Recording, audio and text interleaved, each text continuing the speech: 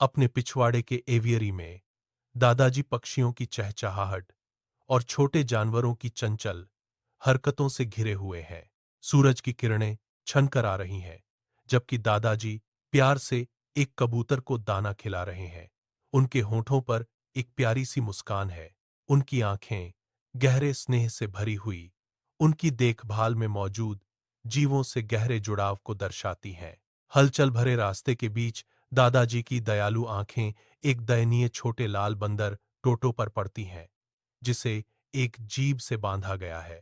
तेज बातचीत के बाद टोटो को आजाद कर दिया जाता है, जो दादाजी की गोद में सुकून और गर्मी पाता है। टोटो की शरारती आत्मा जाग उठी। उसने दादाजी की दाढ़ी खींची, जिससे बूढ़े आदमी के चेहरे पर एक गर्म हंसी आ गई। रात के अंधेरे में लेखक और दादाजी चुपके से टोटो को शयन कक्ष में ले जाते हैं। उसे एक अलमारी के खूंटी से सुरक्षित करते हैं। कुछ घंटे बाद वह अराजकता के दृश्य में लौटते हैं। अलमारी का दरवाजा खुला हुआ है, वॉलपेपर फटा हुआ है और लेखक का स्कूल कोट फाड़ा हुआ है। क्रोध के बजाय दादाजी मुस्कुराते हैं। उनकी आंखों में टोटो की चालाक शरारत के लिए प्रशंसा की चमक है। द एडवेंचर्स ऑफ टोटो, टोटो के कारनामे। यह कहानी प्रसिद्ध लेखक रस्किन बॉन्ड द्वारा लिखी गई है। यह एक बहुत ही रोचक और हास्य से भरपूर कहानी है, जो टोटो नाम के एक बेहद शरारती बंदर के इर्द गिर्द घूमती है। सहारनपुर की यात्रा। टोटो को अब नौकरों के कमरे में एक बड़े पिंजरे में अन्य जानवरों के साथ शिफ्ट कर दिया गया, लेकिन उसने रात में किसी भी जानवर को सोने नहीं दिया। अगले दिन दादाजी को अपनी पेंशन लेने के लिए सहारनपुर जाना था। टोटो की शरारतों को देखते हुए दादाजी ने उसे अपने साथ ले जाने का फैसला किया। उसे एक मजबूत काले कैनवास के बैग में रखा गया, ताकि वह बाहर न निकल सके।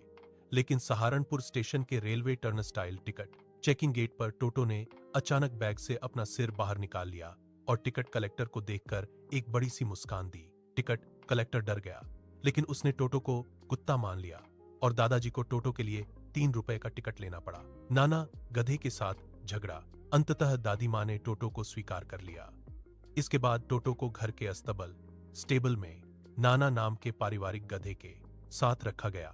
एक धूप वाली रसोई में टोटो नाम का एक शरारती बंदर स्टोव पर उबलती केतली से आकर्षित होकर घुस जाता है। टोटो उत्सुकता से केतली का ढक्कन उठाता है, अंदर झांकता है और फिर साहसपूर्वक अंदर कूद जाता है। लेकिन जैसे ही पानी गर्म होता है, वह जल्दी से बाहर निकल जाता है। दादी चीखती हुई अंदर आती है।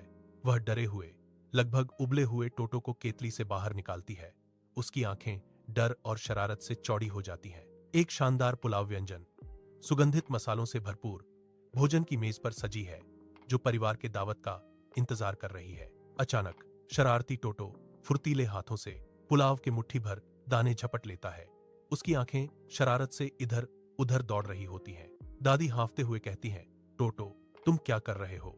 जैसे ही हंगामा मचता है, एक प्लेट उड़ जाती है और पानी छलक जाता है, जिससे एक चाची भीग जाती हैं। टोटो पुलाव छीन लेता है, खिड़की से कूदकर पास के पेड़ पर चढ़ जाता है, जिससे परिवार दंग रह जाता है।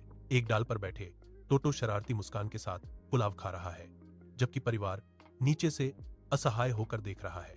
एक अंतिम झटके के साथ टोटो खाली कटोरी फेंकता है, उसे तोड़ देता है, जबकि दादी गुस्से में है और दादाजी अपना सिर पकड़े हुए हैं।